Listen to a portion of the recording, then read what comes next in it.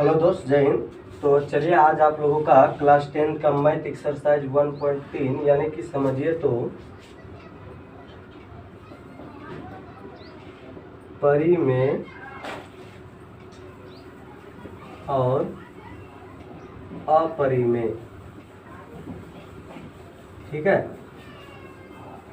ये जो होता है इसका आप लोगों को ऑब्जेक्टिव बताएंगे, जो कि मैक्सिमम बिहार बोर्ड में ज़्यादा नहीं, केवल 2 अंक का पूछा जाता है, ठीक है। तो ये जितना भी सीखिएगा तो उम्मीद है कि आपको 2 अंक परिपूर्ण हो जाएगा, ठीक है। ध्यान से वीडियो को शुरू से अंत तक देखिएगा और यही आएगा हाथ में आप लोगों का टारगेट कंपनी का, जो आप लोग को निर्देश दिया है कि टारगेट कंपनी का आप लोग जाके ऑब्जेक्टिव बुक खरीद ले, ठीक है। देखिए इसके पहले ना मेरा 2 सवाल छूटा था लोसो और मोसो से, उसको हम पहले बता देते हैं, उसके बाद इस पर चलेंगे, ठीक है, और बारीकी से समझाएंगे। देखिए सवाल क्या छूटा था।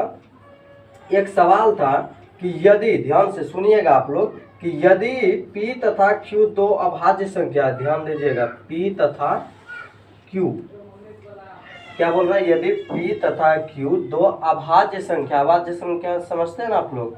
चलिए तो अभाज्य संख्या जिसका केवल 2 गो गुणनखंड हो, पहला 1 और दूसरा वो स्वयं, तो 2 गो अगर अभाज्य संख्या है P तथा Q, आपका एग्जाम में कुछ भी दे सकता है, 2 गो A और B भी बोल सकता है। ट्रिक को समझ लीजिए, P और R भी बोल सकता है, यानी कोई भी 2 गो चर राशि बोल सकता है और बोलेगा कि यह एक अभाज्य संख्या है। तो उसका मोसो क्या होगा, देखिएगा ध्यान से, तो उसका मोसो क्या होगा।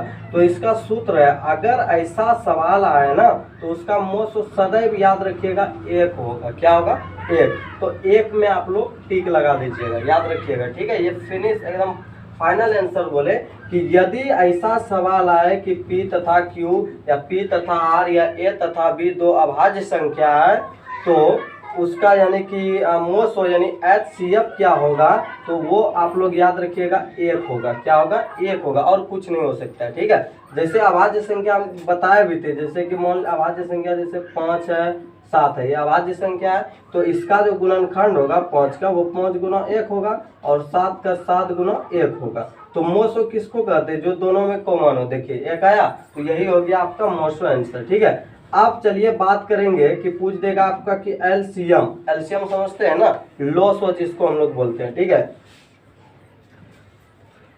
तो मान लिया जाए अब आपको पूछ लिया कि एलसीएम 2, जैसे कि A और B या P तथा Q एक अभाज्य संख्या है और उसका एलसीएम या लॉसो क्या होगा, तो सिंपल है, वो A और B या PQ है तो P और Q यही होगा, यानी दोनों को गुणा कर दीजिए। जैसे आपको बोलेंगे कि भाई 5 और 7 का लघुत्तम कितना होगा, तो आप निकालिएगा तो सीधा गुणा हो जाएगा, ठीक है।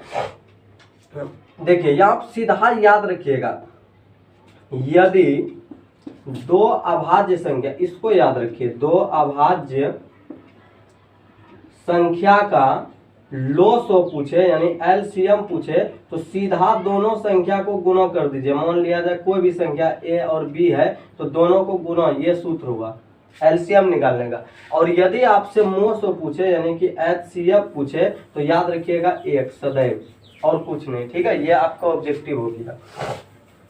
चलिए और एक सवाल आता है, बार बार पूछा जाता है कि सबसे छोटी अभाज्य, देखिए ये बहुत इंपॉर्टेंट है, ठीक है। सबसे छोटी अभाज्य और सबसे छोटी भाज्य संख्या का गुणनफल कितना होगा।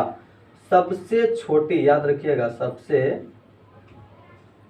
छोटी भाज्य, ठीक है, सबसे छोटी भाज्य और सबसे छोटी, ध्यान दीजिएगा, सबसे छोटी अभाज्य, और बोलेगा इसका गुणनफल क्या होगा। कुछ भी बोल सकता है, आपका एलसीएम या HCF या गुणनफल।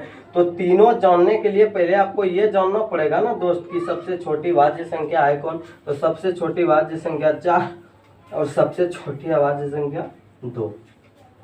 यदि आपको पूछ ले गुणनफल, यदि आपसे पूछ ले गुणनफल, तो सिंपल है, 4 का 4 और गुना 2 कर दीजिए तो आपका 8 आ गया आंसर, ठीक है। यदि आपसे पूछे कि HCF, तो HCF क्या हो जाएगा, इसका 2 हो जाएगा। यदि आपसे पूछे LCM, तो वो आप लोग निकाल लीजिएगा, 4 हो जाएगा। कंप्लीट। ऐसे HCF और LCM संभवतः नहीं पूछता है इसका कि दो सबसे छोटी भाज्य और सबसे छोटी भाज्य का लॉस होगी, ये बहुत कम मायने में पूछता है। सबसे ज्यादा पूछता है गुणनफल क्या होगा, सिंपली याद रखिएगा 8 होगा, ठीक है।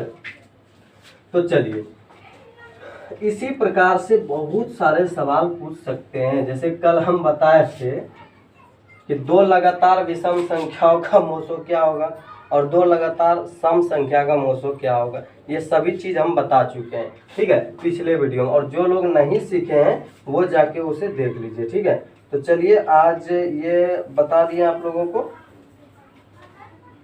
अच्छा हाँ, एक सवाल और पूछ लेता है, ये जरा सा भाषा टाइप का है कि यूक्लिड विभाजन एल्गोरिथम से, ध्यान दीजिएगा, यूक्लिड विभाजन एल्गोरिथम दो धनात्मक पूर्णांकों के निम्न में किसे परिकलित करते हैं, यानी किसे निकालने के लिए यूक्लिड विभाजन एल्गोरिथम जो सूत्र बनता है या इसके द्वारा बोला जाता है निकालने, तो ये किसे निकालने के लिए बोला जाता है, तो याद रखिएगा आप लोग HCF को, यानी कि मोसो को, ठीक है, इसे याद रखिएगा और कुछ नहीं, बस यूक्लिड विभाजन एल्गोरिथम से यही निकलता है HCF यानी कि मोसो। और HCF का पता आपको बताए थे, हाईएस्ट कॉमन फैक्टर, ठीक है, हाईएस्ट कॉमन फैक्टर याद रखिएगा आप लोग, ठीक है। हाईएस्ट होना सबसे ज्यादा, कॉमन होना जो सब में मिलता हो, फैक्टर होना गुणनखंड का, ठीक है।